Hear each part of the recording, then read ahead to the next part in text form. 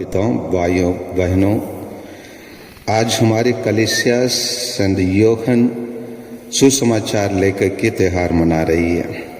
जैसे शुरू में ही ब्रदर बताए थे कि क्रिसमस की ऐसी खुशी के काल में हम क्यों संत यूहन्ना के याद करना है। संत यूहन्ना के याद करने का बहुत सारा विशेषण है। सबसे बड़ा विशेषण है, जैसे हम ओपनिंग प्रेयर में हम संत यूहन्ना के बारे में संक्षेप में हम सुने हैं।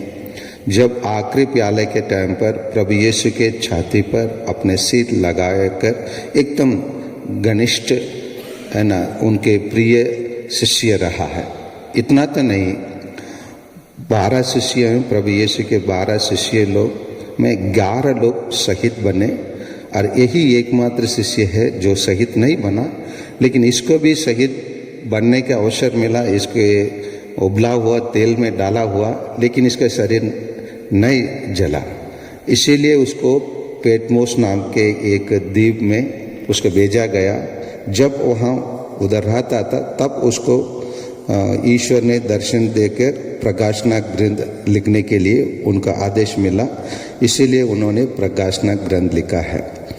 इतना तो नहीं, ये 4 सुसमाचार लेखक में 3 को हम सिनॉप्टिक्स कहते हैं, जैसे मैथ्यू, मार्क और लूक। उन लोग एक ही जैसे सुसमाचार लिखते हैं।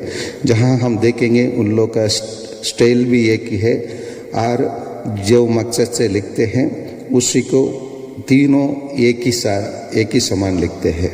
लेकिन संत यूहन्ना अलग है। कैसे अलग है? ये सुसमाचार का शुरुआत इसी प्रकार शुरू करता है।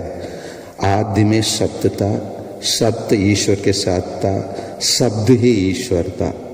और यही चीज को क्या कहता है, 1:14 में पहला अध्याय में कहता है, शब्द ही से देह धारण किया। मतलब वो शब्द देह का रूप लेके माता मरियम से जन्म लिया। क्रिसमस का संदेश को केवल एक ही वाक्य में लेकिन सटीक रूप से बताने में सफल होते हैं संत यूहन्ना।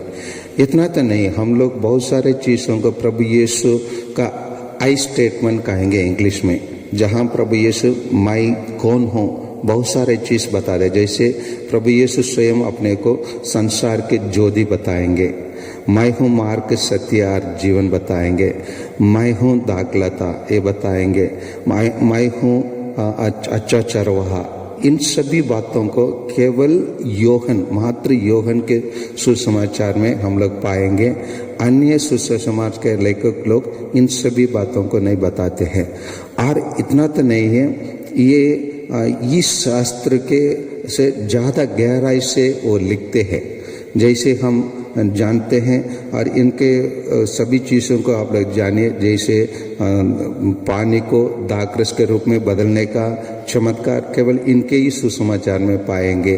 और ईश्वर क्या कर सकता है, और इसीलिए वो नतानियल से बात करने के टाइम पर नतानियल स्वयं जैसे प्रभु यीशु को देखते हुए जो आखिरी में प्रभु यीशु के क्रूस में घोषणा होता है, ये नासरेत इस्राएल लोगों का राजा है, उसको शुरू में ये नतानियल के मुँह से नतानियल कहा देता है, आप है इस्राएल के मुक्तिदाता, आने वाला राजा।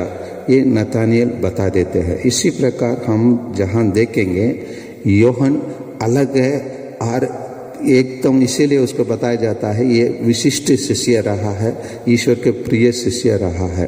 और यूहन्ना मतलब होता है अनुग्रह, कृपा।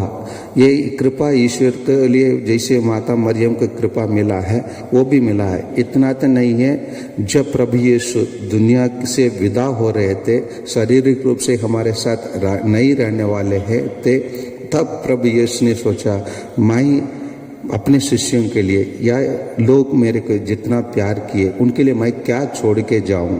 उन्होंने सोचा था, इसलिए आखिरी में अपनी माँ को भी ये आपके माँ है बोल के संत यूहन्ना के हाथ में माता मरियम को सौंप के गए थे।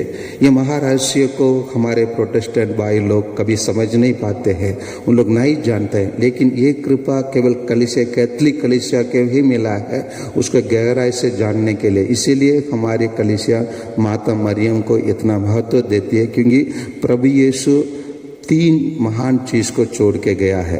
एक है पोप स्वामी। पोप स्वामी के कहाँ छोड़ा? प्रभु यीशु ने उसको पेत्रुस को नियुक्ति किया और उसको बोला मैं आपके ऊपर कलीसिया बना रहा हूँ। वो एक चीज है। ये अन्य कलीसिया में पोप स्वामी नहीं है। और प्रभु यीशु अंतिम प्याले में बोल के गए इसको मेरे स्मृति में क्या करो।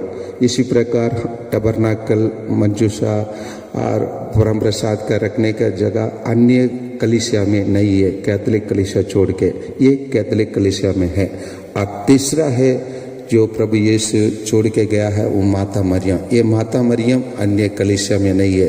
ये सभी चीज़ों को हमको अच्छे से यूहन्ना हमको प्रस्तुत करते हैं। और यूहन्ना जैसे आज का पहला पाठ में हम सुने हैं, पहला उनके ग्रंथ, उनका पत्र, पहला पत्र और पहला अध्याय और पहला और दूसरा वाक्य में कहता है हम जो अपने आंखों से देखा, कानों से सुना, ये बहुत अच्छी बात है। अपना स्वयं अनुभव को वो प्रस्तुत करता है और ये संत यूहन्ना का महानता है। और दूसरी बात है जैसे वो ईश्वर के प्रिय शिष्य भी रहा, लेकिन ईश्वर ने जिसके हाथ में कलीसिया के छोड़ के गया उस हाथ में आने तक, मतलब पेत्रुस आने तक कब्र में पहले पहुंच गया, जवान था, दौड़ के चले गया, लेकिन वो इतना विनम्र से पेत्रुस आने के लिए रुका था, क्योंकि वो जानता था पेत्रुस को ही ईश्वर आदेश दिया है, कलीसिया के लिए महान व्यक्ति के रूप में उनको नियुक्ति किया है। इसलिए वो आने तक विनम्र पूर्ण से रुका।